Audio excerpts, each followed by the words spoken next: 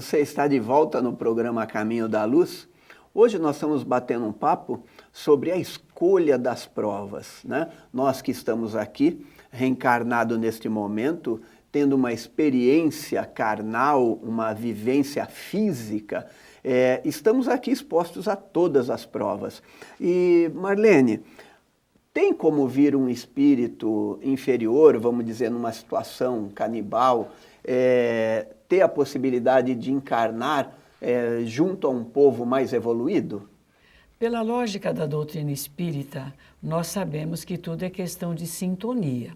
Mas em termos de aprendizado, sabemos também que um espírito inferior, bem inferior, ele pode reencarnar num meio um pouco melhor, um pouco mais evoluído na questão de aprendizado. Mas é claro que também tem que ter as suas limitações. Não teria como um espírito canibal, por exemplo, reencarnar na Suécia, ali numa comunidade científica altamente preparada para grandes pesquisas, para grandes descobertas. Entretanto, nós temos que ponderar também que só se aprende estando em contato com pessoas que tenham algo a nos ensinar. Mas é preciso nos lembrarmos que tem que haver um equilíbrio, não é? Assim como falamos que um homem profundamente inteligente, dotado de sabedoria, de conhecimentos, ele pode solicitar a permissão para reencarnar num meio bastante precário, para que ele leve a sua luz, nós podemos entender que um espírito de um nível de canibalismo, por exemplo, ele poderá vir no meio um pouquinho mais evoluído para começar a assimilar coisas novas. Mas eu creio, Carlinhos, que tudo tem que haver uma certa limitação, senão não vai ser compatível a vivência dessa criatura, até em termos fluídicos, em termos energéticos, ela não conseguiria se compatibilizar com, com um distanciamento tão profundo entre si e os demais. Nós temos que compreender que cada um tem um conhecimento das coisas. Ninguém vai ser julgado por aquilo que não sabe. O canibal, aquele que, na sua pureza de canibal, né? Por quê? Ele não sabe que comer a outra pessoa é um crime.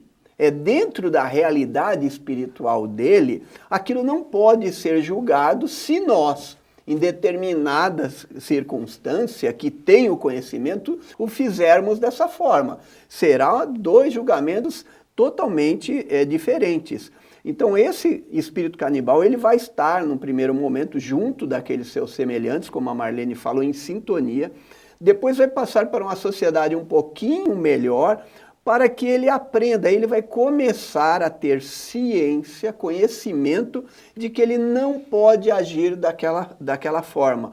Aí, escolhendo não agir daquela forma, ele supera essa prova. Agora, se ele ainda estiver enraizado com aquela outra realidade, automaticamente, né, ele vai ter que não retornar, porque nenhum espírito regride, né, mas ele vai ter que vivenciar isso de uma outra situação. Então, vamos tomar cuidado, porque cada um está preparado para dar o que pode dar, né, Soraya? É interessante a gente ressaltar nesse item essa questão inferioridade, né? O espírito, nós atravessamos mundos. Então, mundos primitivos, nos mundos primitivos, o instinto ele é muito mais vigoroso do que a inteligência, do que a racionalidade, né? Então, quando o espírito começa a se desvencilhar um pouco, o instinto é útil, a gente nunca vai perder ele, né? Instinto de conservação, a gente não atravessa uma rua sem olhar para os dois lados, porque a gente sabe que pode ser atropelado, né? Então, o instinto de conservação permanece, mas os seres primitivos que estão nos mundos primitivos, quando eles começarem a diferenciar o bem e o mal, começa-se, porque a evolução, como se diz, não dá saltos, né? A gente vai caminhando ao ponto em que o espírito já pode acionar a famosa asinha da moralidade, juntamente com a da inteligência, passamos a mundos como o nosso, de expiação e provas, que ainda temos seres primitivos aqui, né? Se nós vamos em tribos africanas, australianas, no nosso país, alguns índios ainda, recentemente eu ouvi uma matéria dizendo que foi descoberta uma tribo que nunca teve contato com humano é ótimo, com uma pessoa de fora da sua comunidade. Então, quando nós falamos disso, não como aquela coisa de inferior, no sentido de ser menos do que nós, mas que estão caminhando, porque Deus cria incessantemente, né? Então, incessantemente existem espíritos sendo criados, passando por mundos primitivos, caminhando para o mundo de expiação e provas, regeneração, assim como nós estamos caminhando neste momento, né? Mas em algum momento, como a Marlene colocou, podemos ter, sim, um primitivo vivendo aqui, para que em algum momento nós o auxiliemos, impulsionemos ele em direção a uma certa convívio mais, a certeza daquela inteligência, de começar a ter os seus atos pautados pela racionalidade, pelo bem, pelo mal. Então, eu acredito que seja importante a gente esclarecer isso, né? Uma coisa que me ocorreu, quando nós vemos, por exemplo, esses fatos chocantes de pessoas que cometem crimes bárbaros. É tão selvagem quanto, né? De esquartejar a pessoa, colocar na mala, jogar no rio. Você percebe que aquele instinto daquela pessoa, ele ainda está aprisionado em camadas extremamente pequenas de evolução. O que nós podemos deduzir? É um espírito que é muito mais instinto do que razão e temporariamente está colocado numa civilização um pouco maior, certamente para assimilar coisas boas, mas por alguma circunstância ainda ele se permitiu aflorar aquela parte instintiva que ele tem, e ele estava no meio mais civilizado, vamos dizer assim, entretanto, o seu interior, ele sucumbiu diante de alguma situação e ele colocou novamente à tona aquilo que ele tinha ali arraigado. Dá-nos a impressão de que é uma situação assim, um espírito que naturalmente ainda não fazia parte daquela sociedade. Foi-lhe dada a oportunidade para que ele pudesse crescer, mas ele não resistiu aos chamados instintos inferiores que estavam ali ainda dentro dele, aguardando o momento de eclodir, né? E Soraya, aproveitando a deixa que a Marlene deu, justamente esse assassino, esse espírito com ainda de uma ignorância tal, que nós podemos dizer, quer dizer, há escolha do espírito se tornar um assassino? Enquanto encarnado, ele pode escolher, né? Aqui, quando ele está aqui encarnado, como a gente pode escolher qualquer coisa, ninguém vem com essa trajetória, ninguém. Ninguém renasce, né? Ninguém vem para uma... Porque a reencarnação, se ela é uma lei educativa, não tem o menor sentido a gente achar que o sujeito escolheu nascer para ser um assassino, para ser aquele que leva para a sociedade momentos difíceis, roubo, enfim, tantas coisas que a gente conhece de violência e tudo mais. Então, ele pode escolher através de livre-arbítrio e do exercício da sua inteligência.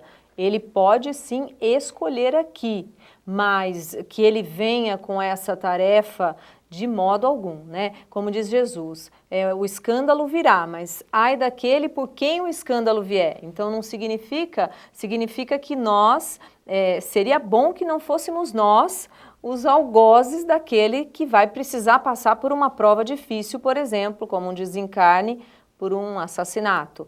Mas é bom que não seja a gente a escolher isso. E Marlene, interessante, nós vemos hoje ainda uma certa violência dos homens quanto às mulheres, principalmente nos casais, por isso está aí a Lei Maria da Penha, e em alguns momentos, até ontem mesmo, eu estava vendo lá 2 casos de assassinato de mulheres por seus parceiros. Quer dizer, eles vieram com a prova de redimir essas diferenças, mas ele acabou não resistindo a isso, correto? É evidente, como a Soraya colocou, ninguém traz uma prova para ser um homicida, para roubar, inclusive para fazer coisas erradas, muito pelo contrário. Nós podemos trazer essa tendência, mas trazemos como provas oportunidades de estarmos frente a frente com situações difíceis e demonstrarmos aquilo que nós conseguimos. O Brasil, eu li há pouco tempo, está quase que no topo dessa situação de mulheres mortas por seus parceiros, por seus companheiros.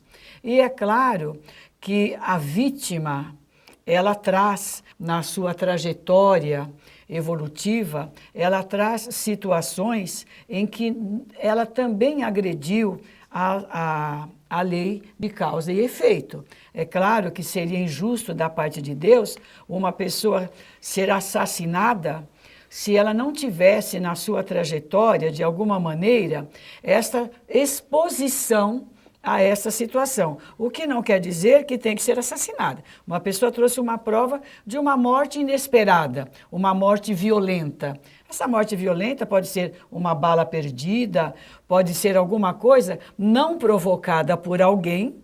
Então, aquela vítima, ela recebeu a oportunidade do seu desencarne de uma forma inesperada, mas não houve um causador. Quando há um causador, este causador está incorrendo, ele sim, num débito para com a lei de causa e efeito. A vítima ressarciu um compromisso do passado. O autor adquiriu um compromisso no presente para saudá-lo no futuro, não é?